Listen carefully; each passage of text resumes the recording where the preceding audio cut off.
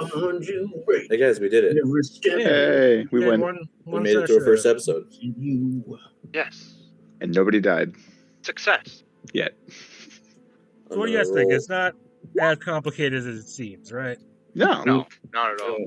Yeah, I really enjoy a good like investigation story. So I'm actually loving this. This is It's like a really it leads a lot more into the RP version, or I guess the RP side than.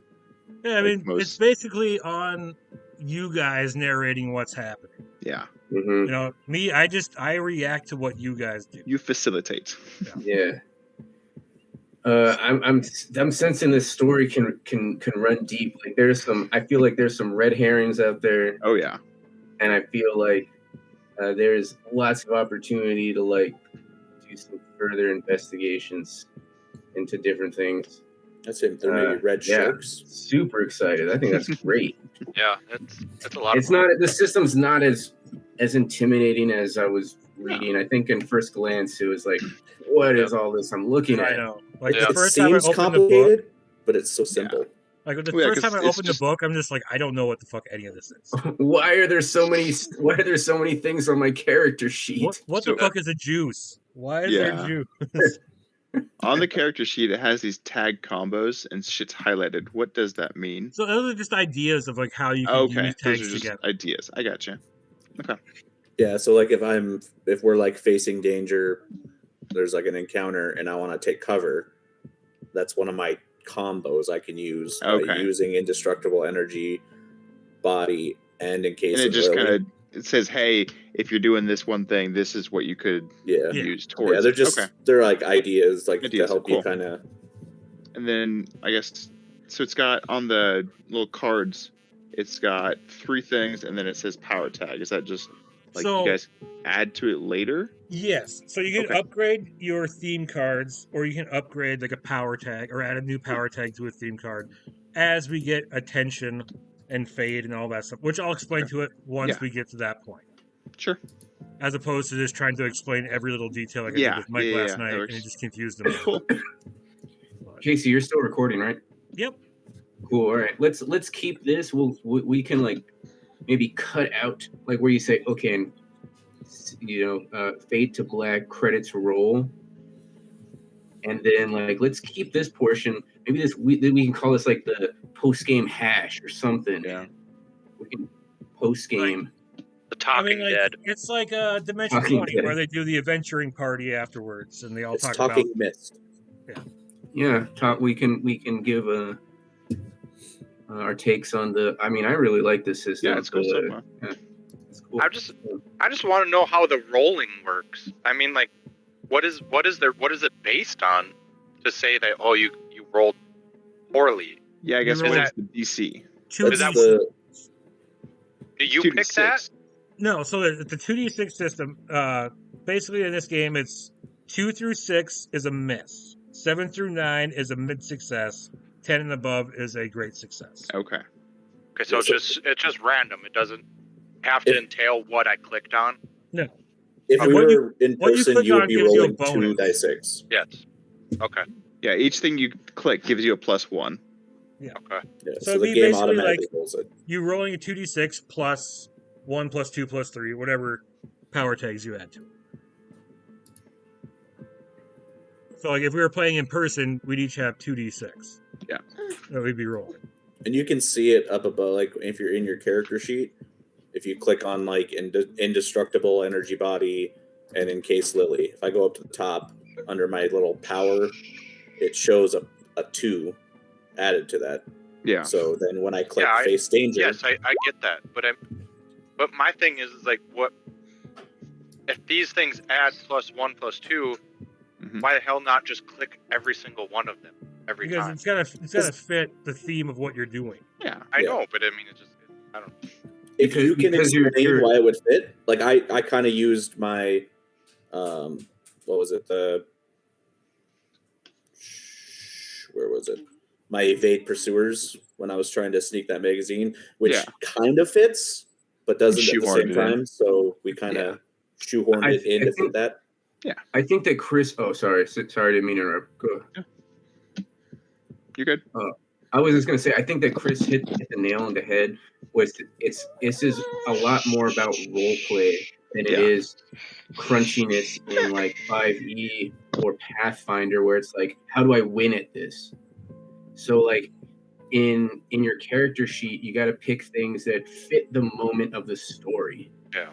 And you craft your story, or you craft the role around your story. And yeah, you could click on all of them, but would every single one of those items fit the moment that your character is facing in the story?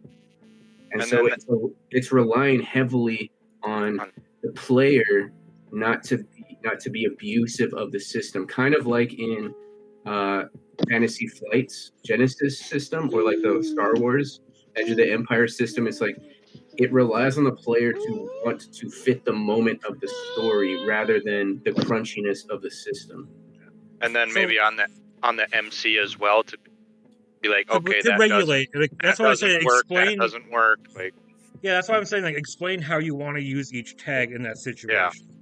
If it makes sense to me, like Ben did, I was like, yeah, that's fitting for it, even though no one's chasing you, but like you're trying to evade their detection in a sense. I gotcha. Another thing, like with Talalik, like one of his powers, you have the mobility card flip. So then, travel between bodies of water. I flip it back over. What?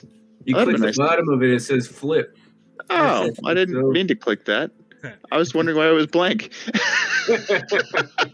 Damn it. Oh well. Okay.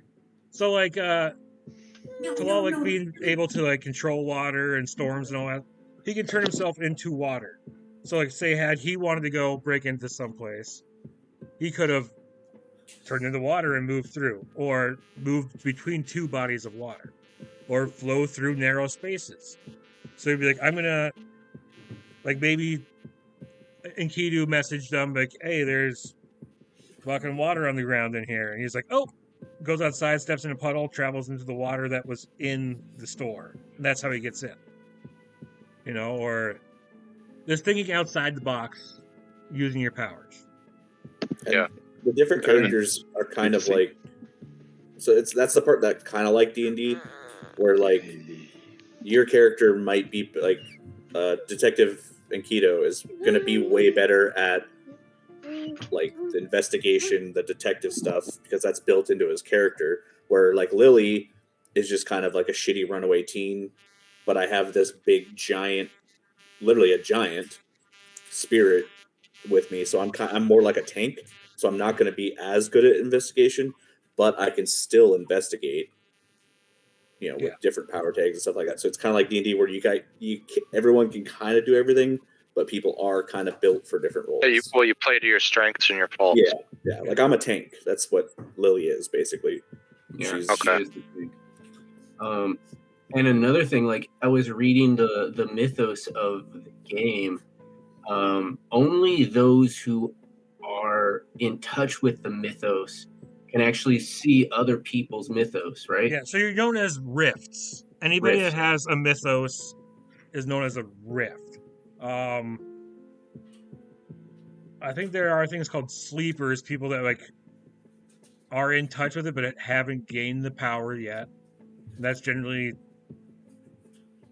other people. Then as people that have like full on all mythos tags, those are avatars. I'm just hearing some real bad feedback. Yeah. Okay. Yeah, so like, but otherwise, normal people on the street who are not in touch with the rift or the mist or the mythos, it's they don't see anything. No. So say like the best way to describe it is somebody uses like fire breath, right? Somebody that's like normal person would see that as somebody using a flamethrower. They're not going to see you using fire breath. They would see the effect, and then their brains would make it make sense. The mist makes them have it make sense in their brain. Right.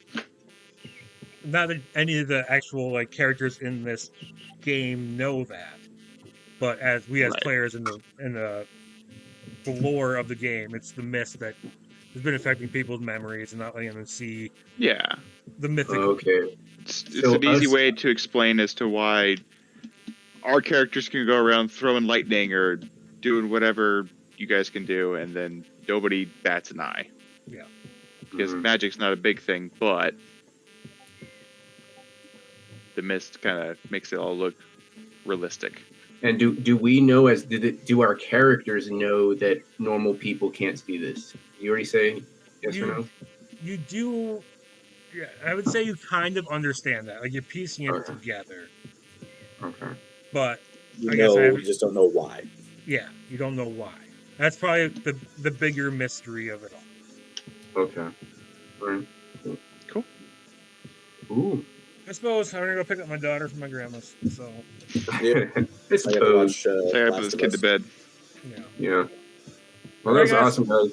So next Hell yeah. week, So, Lots of fun. Thanks, next Casey. week. yeah, Yeah. See you guys Be next good. week. same Awesome. time, same time, Can't Fucking- wait. Place. Can't wait. same Misty channel. Same Same Misty time, feedback. same Misty channel. Yeah. Same as- See you Bye. guys.